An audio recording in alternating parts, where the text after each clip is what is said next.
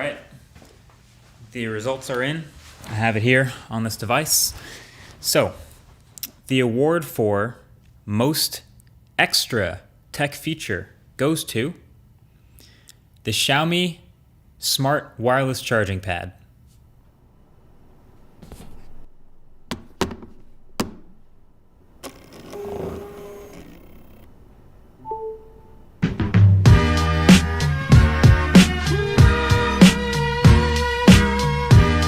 What's up? I'm KPHD here. Welcome back to Dope Tech, brought to you, of course, by the Dope Tech t-shirt. This one's a healthy mix of great stuff and weird stuff, mostly thanks to this guy.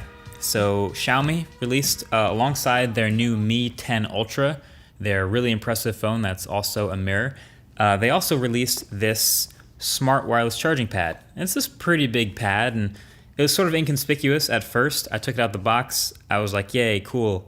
Another wireless charging pad, but why is it smart? So then I plugged it in, and I started using it, and I got it. So this charging pad has one gimmick, and one gimmick only. It's a 20-watt wireless charger, and the number one thing it does is move that coil inside to find the device you put down somewhere on the charger and line up the charging coil automatically for you. So it's this huge pad on purpose, and you can put your device down anywhere, and then you can hear the motors move the coil inside to line it up.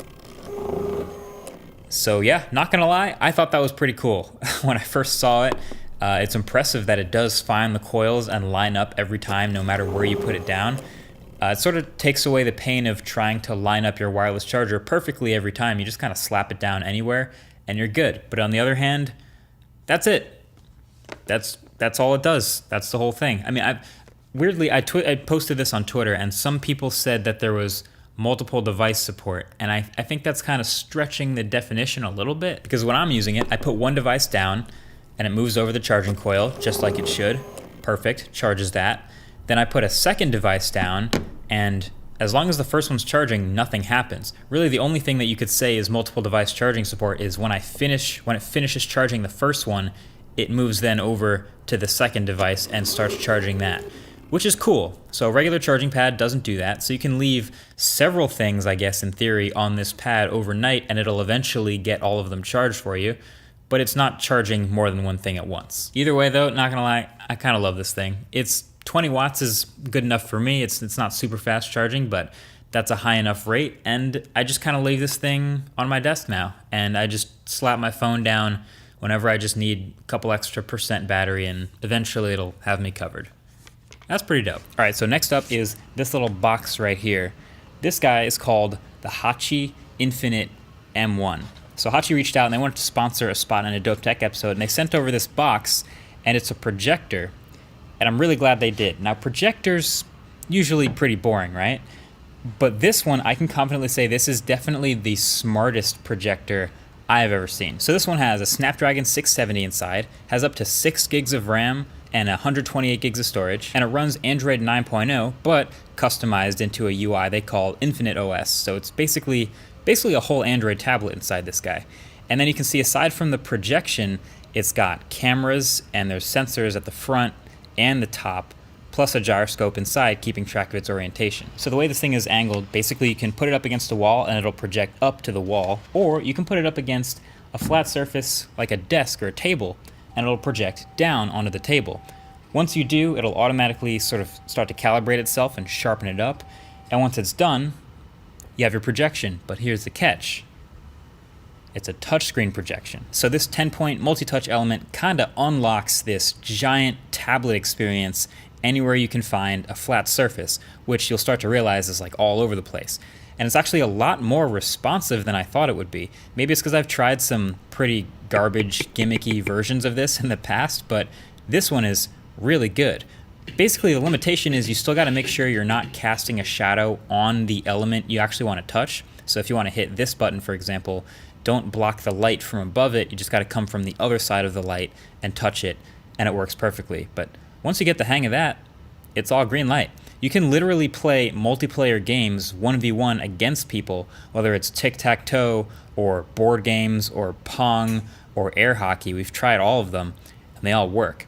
And on top of all that, it's got a built-in battery, so the thing's pretty portable, so you don't have to find a plug everywhere you go. You can be on a train, basically, and just plop this thing down and start using it like a tablet. So now you can basically turn any surface into a giant gaming controller without the need of a phone or a tablet. I'm sure you've played Pong before, but you've probably never played it on your kitchen counter or on a table. And then in the OS, there's some other dedicated AI integrated apps they've built with different themes. For example, there's an education feature where you can use physical objects, like actual plastic letters, to teach spelling because it uses image recognition from the cameras to tell if you've spelled something right or wrong. There's a kitchen feature called Future Kitchen that lets you project recipes onto your kitchen counter, for example, or your cutting board, and it guides you through cooking them on your counter. And it'll even use that camera to recognize ingredients you scan. There's also even a fitness app where in one direction it points the workout program video onto the wall, and then on the other side is the camera facing you, and it helps correct your form and count your reps and track your body. So really interesting stuff that's been benefiting from the AI engine in the Snapdragon 670 chip, and it just got me thinking about projectors in a way I honestly never did before. So it is pretty expensive at the site. It's linked below. It's $9.99. So basically the value proposition is you can either get one really nice projector that only does one thing, which is just sit in one room and project an image on a wall, or you can get this sort of like Swiss Army knife, smart projector, touchscreen, AI-focused, image-recognizing tablet thing that you can take anywhere. And I think that qualifies as dope tech. Okay, last but not least is this guy. This is Samsung's iPad Pro killer. That's being a bit generous, but hear me out. So this is the Galaxy Tab S7 Plus. It's an Android tablet, and so this is the bigger one. There's two, the Galaxy Tab S7 and S7 Plus. And this guy, you know, Android tablets used to be a lot more popular than they are now. There just isn't that much competition in the Android tablet space right now. But this one, as far as premium Android tablets goes, has a lot of good stuff going for it. Like, it's got the high-end specs, the Snapdragon 865 Plus, which makes it 5G capable, and there's up to 8 gigs of RAM and half a terabyte of storage.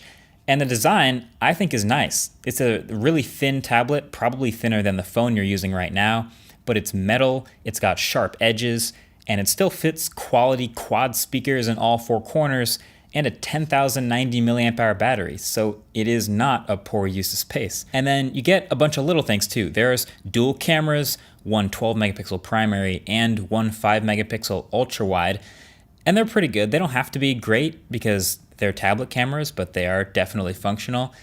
And in fact, the camera you'll probably use more often on a tablet is the front-facing camera, which is up here in the middle of landscape mode, which I love because most of the time you're using a tablet like this, it's gonna be sideways, it's in landscape mode.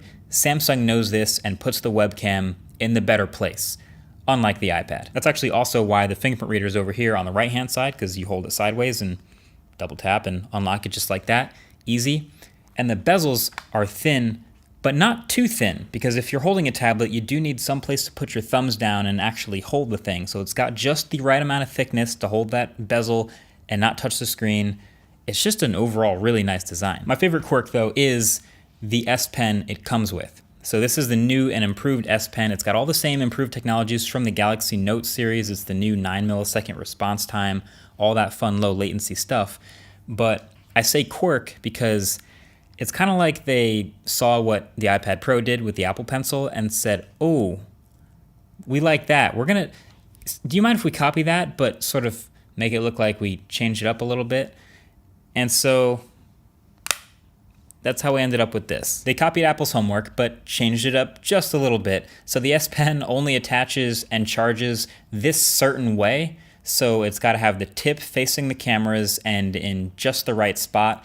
And the magnets are nice, but they just aren't quite as strong, so I can't do it blind as easily as the iPad. Maybe if I used it for longer, I'd get a better hang of it, but it just feels like it should be a little bit stronger. And when you lay it down without the case, now that it's on the back, it kind of props it up a bit because of the pen. Like, is that what they wanted? I don't know. The case for it really is one of the best accessories you should get for this tablet. But the reason the Tab S7 Plus makes dope tech is because of this screen. This is the best screen on any tablet, including the iPad. It's a 12-inch, 16 by 10 120 hertz Super AMOLED display. It gets super bright, the colors are excellent, and everything on this screen, whether it's videos or photos or games, whatever it is, it just looks super sharp and vibrant. I mean, this is seriously a great screen, which I guess we'd expect nothing less from a high-end Samsung product. Oh, and yes, this also does use the full Quad HD resolution and 120 hertz at the same time. I mean, it is a tablet, but it's still nice to see. This screen, like if you want a media machine, if you watch a lot of YouTube, Netflix, whatever you do, like this is the screen you want to do it on. And it's lightweight enough that you can carry it around, watch it on a plane. This is the one. So this is dope tech just because of the screen. Now it is still an Android tablet, so you're gonna have a lot of partially unoptimized, weirdly vertical, not quite right apps. And if you're willing to deal with that, because that's part of the Android tablet experience, then the rest of this package might be interesting to you. But I mean, come on, this screen is awesome. So that's about it. That wraps up this dope tech, some pretty good stuff here. But hey, if you have other suggestions for stuff you want to see in dope tech in the future, now's a good time to leave a comment in the comments section, because there's a whole wide world out there of great stuff and weird stuff and quirky stuff, and I would like to feature it on the channel. I think it's a lot of fun. So thanks for watching this episode, and